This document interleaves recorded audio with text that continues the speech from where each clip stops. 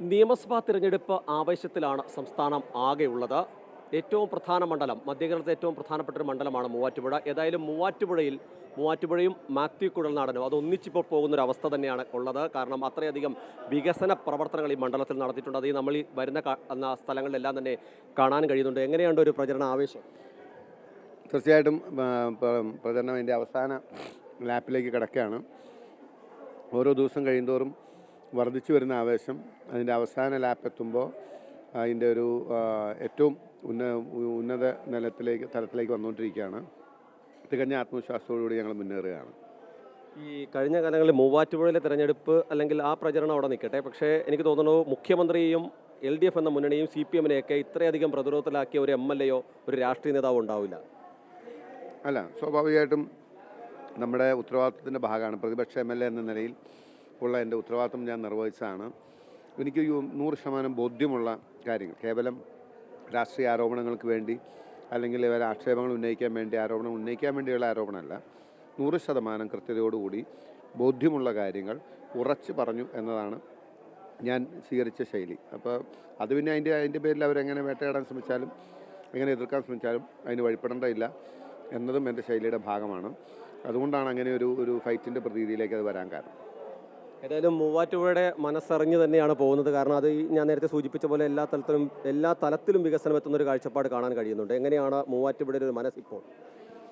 മൂവാറ്റുപുഴയിലെ വികസന പ്രവർത്തനങ്ങളെ സംബന്ധിച്ച് പറഞ്ഞാൽ ഏറ്റവും പ്രധാനമായിട്ടുണ്ടായിരുന്നത് കഴിഞ്ഞ 20 വർഷക്കാലമായി മൂവാറ്റുപുഴ പരിശ്രമിച്ചുകൊണ്ടിരിക്കുന്നതും ആഗ്രഹിക്കുന്നതും അല്ലെങ്കിൽ ഒരുപാട് കാലമായി സ്വപ്നം കാണുന്ന നഗര റോഡ് വികസനമുണ്ട്. നിങ്ങൾക്കൊക്കെ തന്നെ അറിയാം, എവിടെ നിന്ന് യാത്ര ചെയ്യുന്നവരാണെങ്കിലും MC റോഡിൽ വരുമ്പോൾ മൂവാറ്റുപുഴ ഒരു ഭയമായിരുന്നു. കാരണം ബ്ലോക്കിൻ്റെ ഭയങ്കരമായ ഒരു കേന്ദ്രം. കാരണം ടൗണിന് വീതി ഉണ്ടായിരുന്നില്ല. ചുറ്റുമുള്ള എല്ലാ ടൗണുകൾക്കും സാധിച്ചെങ്കിലും ഞങ്ങൾക്ക് സാധിച്ചിരുന്നില്ല. അപ്പോൾ അത് ഈ വട്ടം നടപ്പിലാക്കാൻ കഴിഞ്ഞു. മൂവാറ്റുപുഴയ്ക്ക് ആദ്യമായി നഗരഹൃദയത്തിലൂടെ 4 വരി പാത യാഥാർത്ഥ്യമാക്കി. മൂവാറ്റുപുഴയുടെ മുഖച്ഛായ മാറി.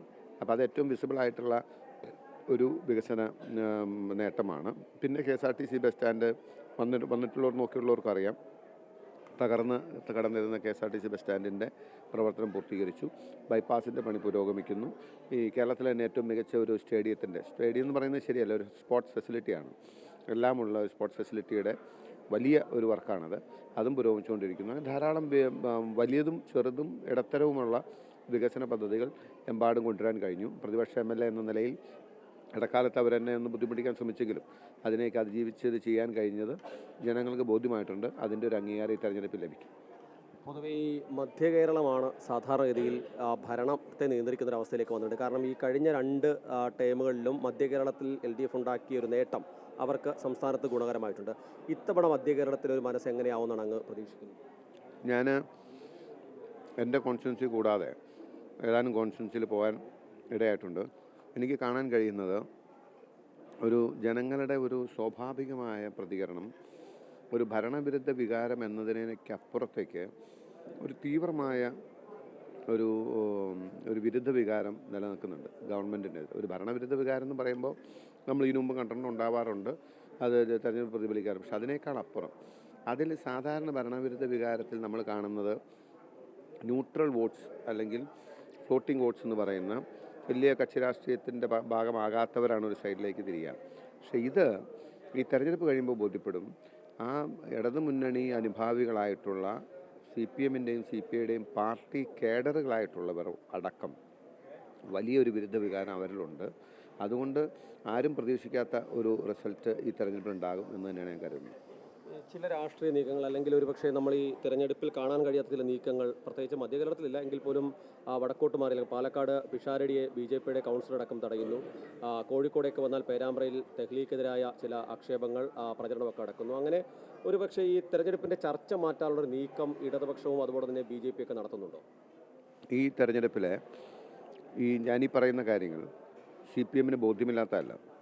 CPM-ന് നല്ല ബോധ്യമുണ്ട് അവരെ സംബന്ധിച്ച് വലിയൊരു തിരിച്ചടി നേരിടാൻ പോവുകയാണെന്നുള്ളത്.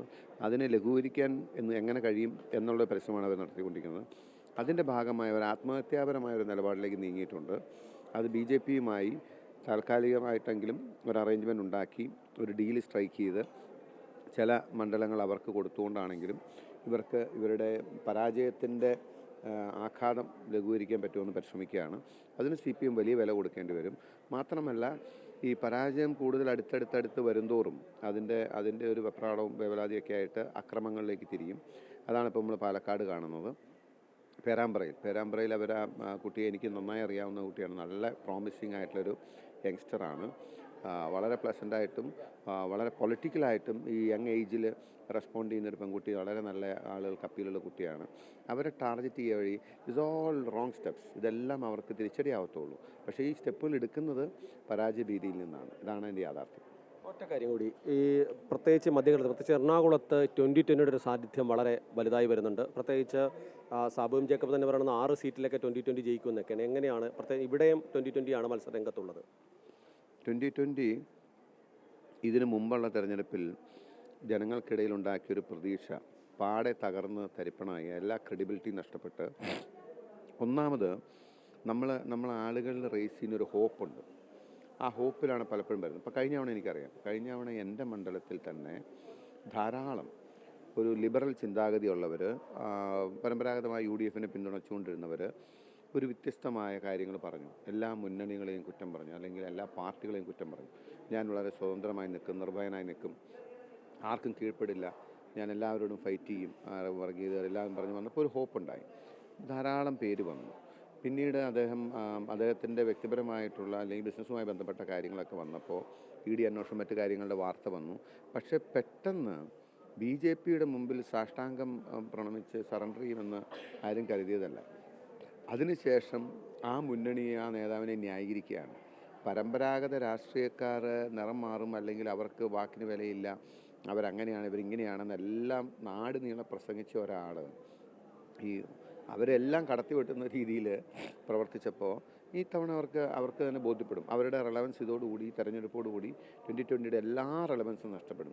They are available for sale. അതാണ് എനിക്ക് മനസ്സിലാവുന്നത്. ഇപ്പോൾ എൻ്റെ ഈ മണ്ഡലത്തിൽ 2020 മത്സരിക്കുന്ന മറ്റൊന്നിനും വേണ്ടിയിട്ടല്ല, അവർക്ക് വേറെ ആർക്കും വേണ്ടിയിട്ടില്ല, CPMന് വേണ്ടി മത്സരിക്കുകയാണ്, അല്ലെങ്കിൽ ഇടത് സ്ഥാനാർത്ഥിയുടെ ഇതിനു വേണ്ടി മത്സരിക്കുക. അല്ലാണ്ട് BJPക്ക് വേണ്ടി BJPക്കാർ ആരും അവരോട് ഇല്ല, BJPക്കാർക്ക് ആർക്കും താല്പര്യമില്ല. അപ്പോൾ അത് BJPയുടെ വോട്ട് LDFന് ട്രാൻസ്ഫർ ചെയ്യാൻ സൗകര്യപ്പെടുത്തുക, കുറച്ച് വോട്ടെങ്കിലും നമ്മുടെ ഭാഗത്ത് നിന്ന് പിടിക്കാൻ പറ്റുമെങ്കിൽ പിടിക്കുക. 2020യുടെ മിഷൻ അതേ ഉള്ളൂ. They are not contesting for winning elections. അതിൽ ഒരു പ്രിൻസിപ്പിളും ഇല്ല, ഒരു പോളിസിയും ഇല്ല. അവർ മറ്റാരുടെ ടൂളായി ഇങ്ങനെ വർക്ക് ചെയ്യുന്നു എന്നുള്ളതാണ്. പക്ഷേ ഒരു ഹോപ്പ് റേസ് ചെയ്തായിരുന്നു. അതെല്ലാം തീർന്നു, എല്ലാം പോയി. ഇനി ഒരു ക്രെഡിബിലിറ്റി ഇല്ല, ഒരു ട്രസ്റ്റും ഇല്ല ആളുകൾക്ക്. പറഞ്ഞ കാര്യങ്ങളെല്ലാം വിഴുങ്ങി അതിൻ്റെ നേരെ വിപരീത ദിശയിൽ സഞ്ചരിക്കുന്നവരോട് സഹതാപം മാത്രമേ ഉള്ളൂ. ഏതായാലും കൃത്യമായ രാഷ്ട്രീയം പറഞ്ഞും ഒപ്പം തന്നെ വികസനം പറഞ്ഞും മാത്യു കുഴൽനാടിൻ്റെ പ്രചരണം അതിശക്തമായി തന്നെ മുന്നോട്ട് പോവുകയാണ്. ക്യാമറമാൻ വിപിൻ ആലുവയ്ക്കൊപ്പം KK പ്രശാന്ത്, അമൃത ന്യൂസ്, കൊച്ചി.